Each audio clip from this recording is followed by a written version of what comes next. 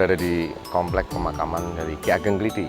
Dan Ki Ageng Kliti adalah salah satu atau sepuh yang dimiliki oleh warga Guci dan penemu dari air panas di Guci ini. Nanti kita akan ngobrol sejenak dengan juru kuncinya.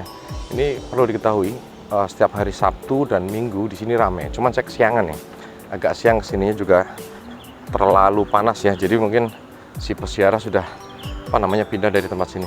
Biasanya Sabtu Minggu di pagi hari banyak sekali peziarah dari berbagai daerah datang ke sini untuk mengirimkan doa untuk Ki Ageng Kliti. Nanti kita akan mencari tahu bagaimana sepak terjang beliau yang sudah luar biasa membangun Guci ini.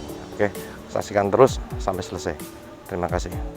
Kita harus berjalan kaki sekitar kurang lebih 100 sampai 150 meter ya pemirsa, dari pintu gerbang tadi menuju ke pemakaman atau makam Ki Ageng Kliti. Ini udah rombongan pengunjung nih datang ke sini untuk melakukan ziarah pemirsa. Rombongan saking pundi, Bu? Jepara. Oh, Jepara. Nggih. Ini rombongan dari Jepara pemirsa untuk berziarah ke makam Ageng Kliti.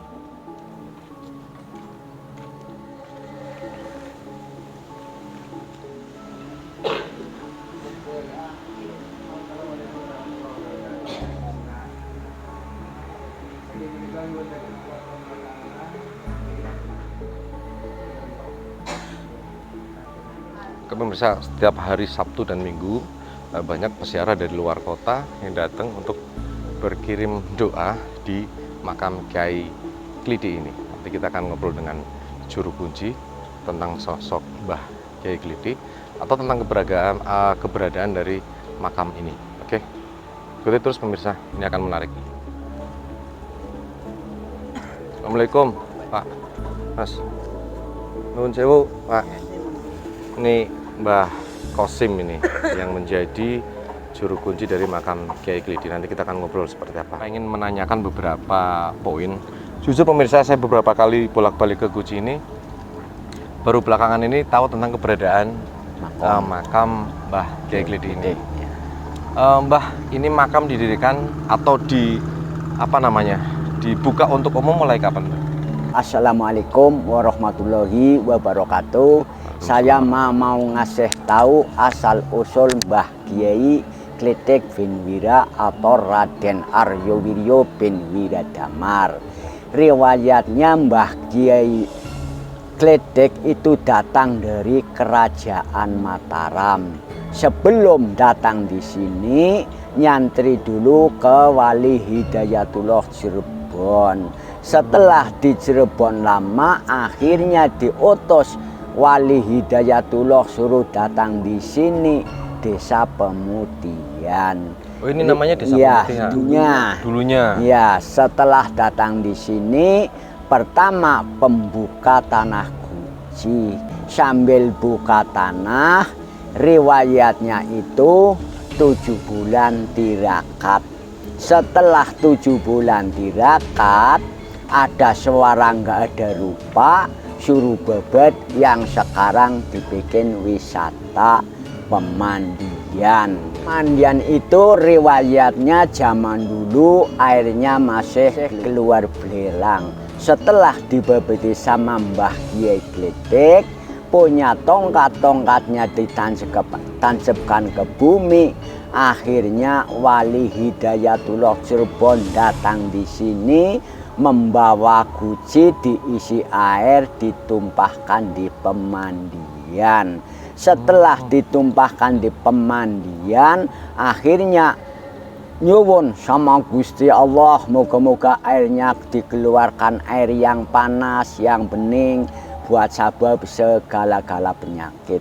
Akhirnya doanya Wali Hidayatullah sama Mbah Kiai Kliti itu dikabul sama Gusti Allah. Setelah itu buka lagi, namanya pemandian pengasian. Itu juga Mbah Kiai Kliti yang pertama buka. Gituan. Berarti pertama dulu namanya Pemutihan. Pemutihan. Setelah Wali Hidayatullah bawakan di Guci, diisi air, airnya ditumpahkan di situ, akhirnya dinamanya itu Desa Guci. Nih pemirsa, ini menarik nih. Dulu Guci ini namanya Desa Pemutihan. Iya. Setelah proses Wali Hidayatullah Iya. menemukan dan Mbah Kliti ya Iya. menemukan sumber air panas, ditumpahkan dari Guci. Iya, ditumpahkan di Guci, ditumpahkan di situ. Akhirnya nyuwun sama Gusti Allah, muka-muka airnya dikeluarkan air yang panas, yang bening buat sebab segala-gala penyakit. Akhirnya doanya dikabul.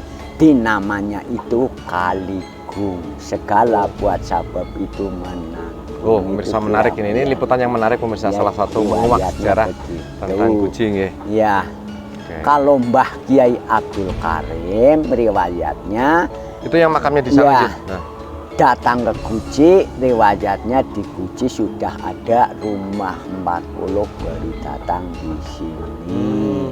Itu kisah-kisahnya. iya, iya, iya. Selanjutnya riwayatnya sudah ada rumah 40 baru mengadakan kepala desa. Oh, iya, iya. Setelah yang jadi kepala desa Mbah Kiai Kletek sementara.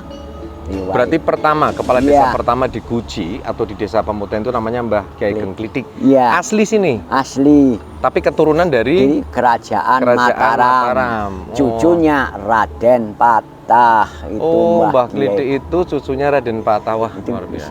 kisah-kisahnya itu Nah, iya. saya ngasih tahu asal Ya, ini usulnya. bisa diinformasikan ke masyarakat luas tentang Iya. sejarah dari Guci yang tidak tidak lepas dari keluar biasa dari Mbah Ki Ageng Klitik. Iya. Nah, gini Pak Kosim, tadi saya pas muter-muter ternyata kok banyak peziarah yang berbahasa Sunda.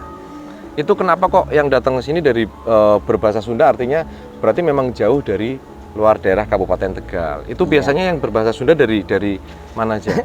Kalau biasa orang jarah ke sini daerah bahasa Sunda dari Kabupaten Banten, Kabupaten Tangerang, Kabupaten Cianjur, Kabupaten Bogor, DKI Jakarta, Kabupaten Bekasi, seluruh daerah Jawa Barat Iya, yang pada paling datang ke sini. banyak itu jarah di sini. Ya, tadi sekitar kita vlog sebelum kesini sempat mengejar rombongan dari ibu-ibu peziarah dan saya dengar memang aksennya bahasa Sunda. Makanya saya juga agak heran kok bahasa Sunda. Ada hubungan apa dengan Mbah Klitik? Kok banyak orang Sunda yang datang ke sini?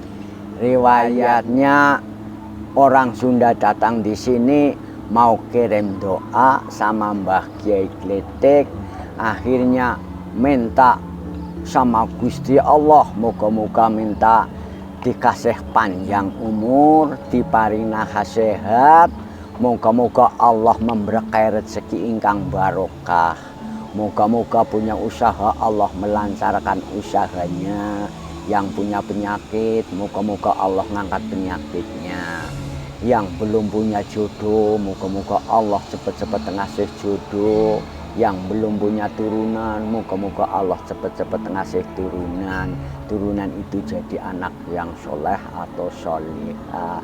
Itu tujuan para jamaah jarah. Tujuan umumnya seperti itu ya, Pak? Seperti itu, kirim doa. Saya pernah dengar cerita tentang Mbah Kiai Ageng Klitik itu menyembuhkan salah satu orang yang berada di wilayah Bogor kalau nggak salah ya. Ceritanya gimana? Riwayatnya begini, Mbah Kiai Klitik riwayatnya maratamu di daerah Bogor zaman Maratamu dulu. itu bertamu, pemirsa. Ya, bertamu di daerah Bogor. Katanya di Bogor itu yang punya rumah anaknya lumpuh sudah berapa tahun aja. Itu Mbah Ki Ageng Klitik sedang melakukan perjalanan ke sana? Iya, perjalanan di sana.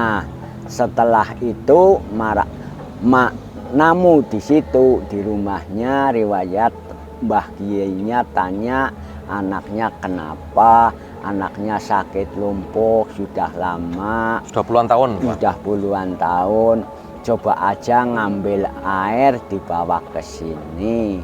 Setelah dibawa ke sini, akhirnya dikasihkan sama anaknya, moga-moga Gusti Allah maringi naha sembuh. Akhirnya Gusti Allah maringi sembuh dari anak itu. Katanya yang nyampe sekarang bagian Jawa Barat banyak datang di sini, jarak di sini, asal usulnya begitu riwayatnya. Jadi menurut Mbah Qasim ini ada riwayat bahwa Mbah Ki Ageng Lidi sedang melakukan perjalanan ke arah barat mungkin. Iya.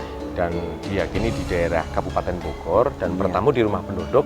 Ternyata tuan rumah itu punya anak yang sedang sakit lumpuh sudah bertahun-tahun. Iya. Bertahun-tahun tidak sembuh. Nah, di tuan rumah itu ngobrol dengan Mbah Ki Ageng Lidi dan Mbah Ki Ageng Lidi menyarankan untuk mengambil air. Iya. Dan air itu didoakan oleh Mbah Ki Ageng Lidi. Dan atas bantuan Allah yang luar biasa, bahwa penyakit lumpuh yang diderita oleh anak dari tuan rumah itu setelah puluhan tahun tidak Iya. sembuh, setelah didoakan oleh Mbah Ki Ageng Lidi dan minum air yang setelah didoakan oleh Mbah Ki Ageng Lidi itu terus sembuh. Sembuh, ya. Iya. Dan terus kenapa kok banyak orang Sunda datang ke sini karena faktor itu, Mbah? Iya. Katanya kalau mau ingin rumah saya di Gunung Guci. Riwayatnya kan begitu. Iya. Makomnya paling ujung, di situ rumahnya paling ujung. Tapi berarti Riwayat- dalam tuan rumah itu bertemu sosok ya, bukan bertemu raganya Mbah Ki Iya. Ageng Lidi. Oh, jadi Mbah kalau bahasa Jawanya mungkin Ngrogo Sukmo ya. Iya. Ngrogo Sukmo, Mbah ke sana, si tuan rumah itu bertemu dengan sosok Mbah Ki Ageng Lidi. Iya. Dan kemudian Mbah Ageng Lidi bilang kalau misalnya mau sowan ke rumah saya ada di kaki Gunung Guci Kayak gitu ya. dan makamnya di sebelah ujung. Ujung. Berarti ya. waktu itu pemakaman Mbah Lidi belum seperti ini. Yes, belum. Belum ya, masih tanah biasa. Masih tanah biasa. Oh, luar biasa. Masih nih, pemirsa. gubuk kecil. Masih gubuk kecil. Iya. Oh iya Itu iya iya. riwayatnya. Secara sukma Mbah Ki Ageng Lidi itu sukmanya datang ke Bogor dan membantu ya, Iya. dari tuan rumah yang memang anaknya sedang sakit, dan karena itu akhirnya berita menyebar. Iya. Berita menyebar pemirsa, dan akhirnya sampai hari ini sudah ribuan peziarah yang datang dari saudara kita yang bersuku Sunda, Kabupaten Bogor, Kabupaten Banten dan juga Iya. pemirsa. Ini obrolan menarik, ini salah satu obrolan penting. Jadi kita tahu tentang cikal bakal Guci ya Mbah. Iya. Jadi pemandian air panas yang dimiliki oleh Guci ini yang sudah menjadi tempat pariwisata yang luar biasa, tidak lepas dari luar biasanya Mbah Ki Ageng Lidi ini. Maka kita sebagai warganya patut berterima kasih atas hal-hal luar biasa yang dihasilkan oleh Mbah Ki Ageng Lidi menjadi sebuah tempat pariwisata yang luar biasa. Dan ini catatan penting untuk Kabupaten Tegal, pemerintah Kabupaten Tegal, Bapak. Pemerintah Kabupaten Tegal sudah sangat beruntung mempunyai lokasi wisata yang luar biasa dan terkenal di Nusantara ini yang bernama Objek Wisata Guci. Mbah, selama ini didirikan, itu ada pemerintah kabupaten atau pemerintah mana yang ikut membantu ini enggak? Enggak. Yang Ya, mendirikan makam ini sinten? Yang mendirikan makam ini pertama Lurah Sos. Tahu Sekitar uang. tahun berapa? Bilang tahun 10 tahun atau 15 tahun ada, Mas? Belum ada. Oh, ini paling 7 baru. tahunan. 7 Ya tahunan. Allah, Gusti. Pemirsa, ini luar biasa ini, bahwa bangunan makam ini baru didirikan kurang lebih 7 tahunan ya. Iya. Di masa pemerintahan Kepala Desa Pak Sus. Pak Sos. Yang Pemerintah Kabupaten Tegal nggak ikut-ikutan? nggak ikut. Dinas Pariwisata nggak ikut-ikutan? Nggak ikutan. Ini gimana pemerintah Kabupaten Tegal nih? Ini kita punya apa namanya, kearifan lokal yang luar biasa banget di Guci, tapi pemerintah Kabupaten Tegal tidak ngelirik katanya, Mas. Tidak ngelirik sama sekali. Dan luar biasa ini dibangun secara swadaya dari uang hasil peziarah yang datang. Iya. Peziarah yang datang sendiri ke sini sudah 10 tahun ada. Ada. Tuh pemirsa, jadi Mbah Qasim dan teman-teman atau orang-orang yang luar biasa ini membangun komplek pemakaman ini menggunakan uang swadaya atau uang yang diberikan Kotak. oleh kotak ya, yang diberikan dari kotak sodako dari para sodakohnya. peziarah. Luar biasa. Ini kebetulan di belakang saya tadi ada peziarah dari Jepara. Selain Kabupaten Bogor, Banten, Tangerang, DKI Jakarta, Bandung segala macam, ada peziarah lain dari daerah lain, Pak?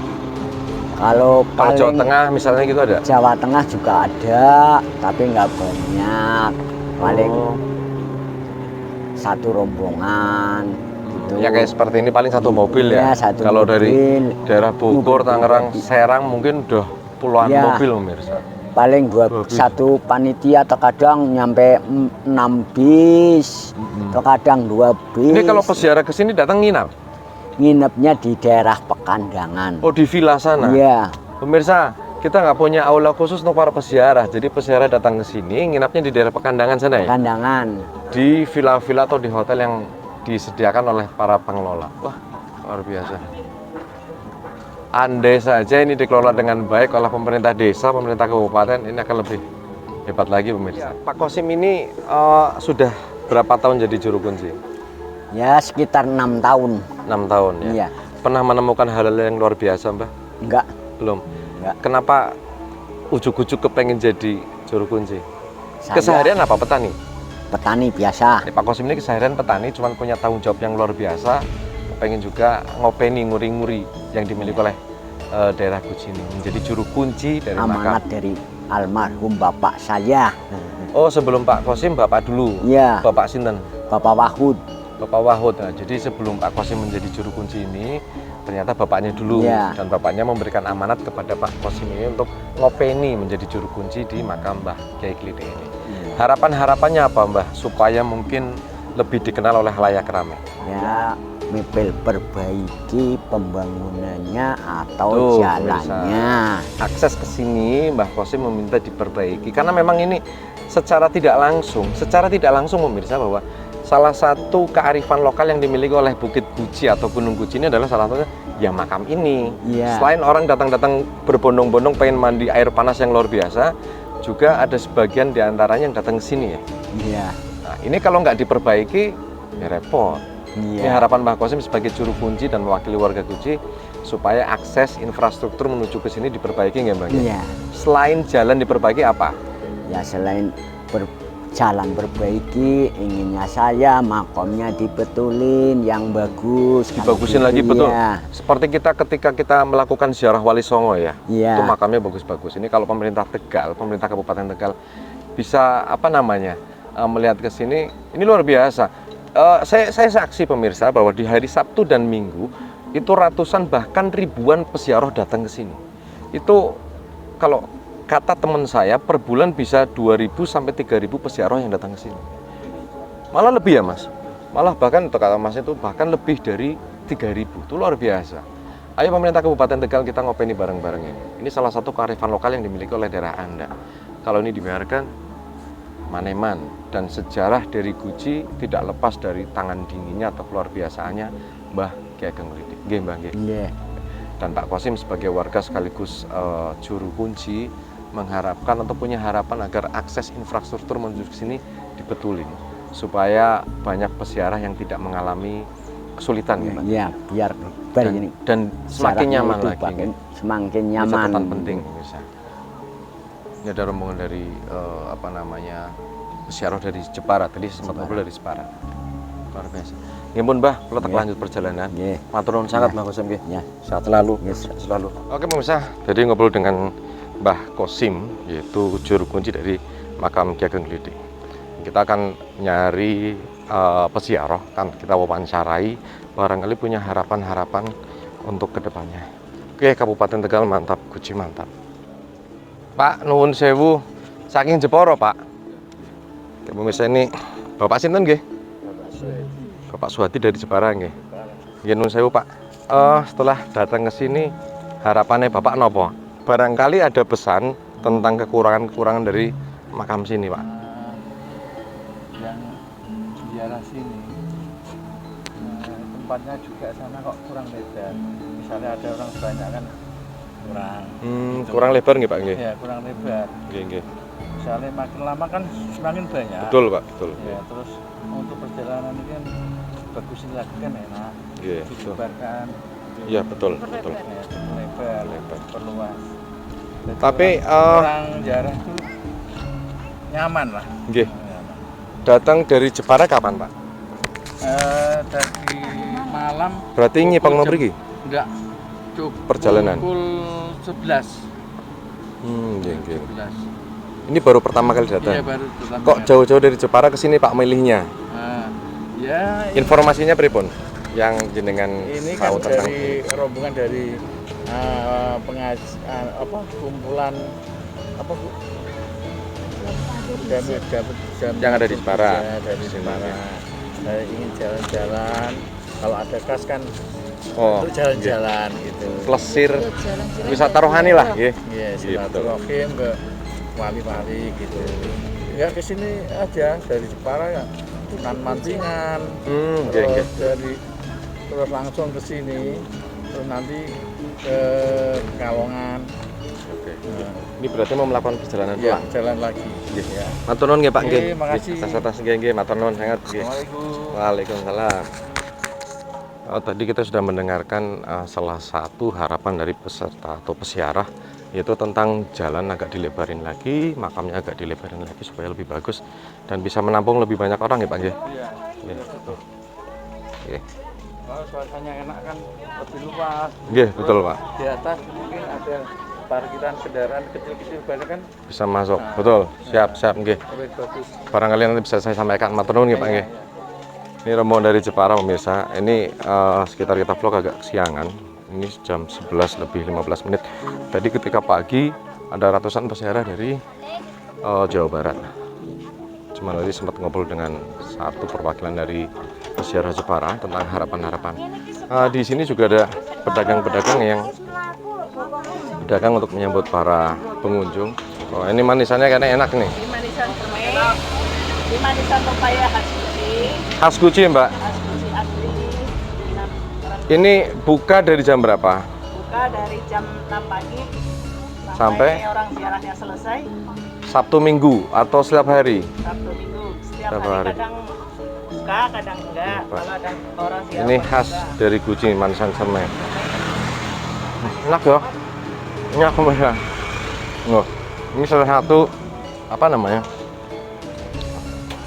Bentuk usaha yang dilakukan oleh penduduk Guci untuk menyambut para tamu ziarah di makam Ki Ageng Lidi ini. Ini kalau Sabtu Minggu ramai banget. Mulai jam 6 para pedagang sudah buka. Oh, keren. Oke pemirsa, tadi setelah berkeliling di komplek makam Ki Ageng Lidi dan ngobrol dengan juru kunci, ngobrol dengan para atau perwakilan peziarah dan ngobrol dengan pedagang, kita tiba saatnya melakukan perjalanan lagi. Ada adik kecil nih yang setiap saat berada di sini dan melihat menjadi saksi ramainya tempat ini dari dengan datangnya ratusan peziarah. Oke, terima kasih sekali pemirsa atas kebersamaan dan perhatian ada di video ini. Saksikan terus video-video kami berikutnya di sekitar kita vlog. Ayo dadah. Dadah. Thank you. Makasih.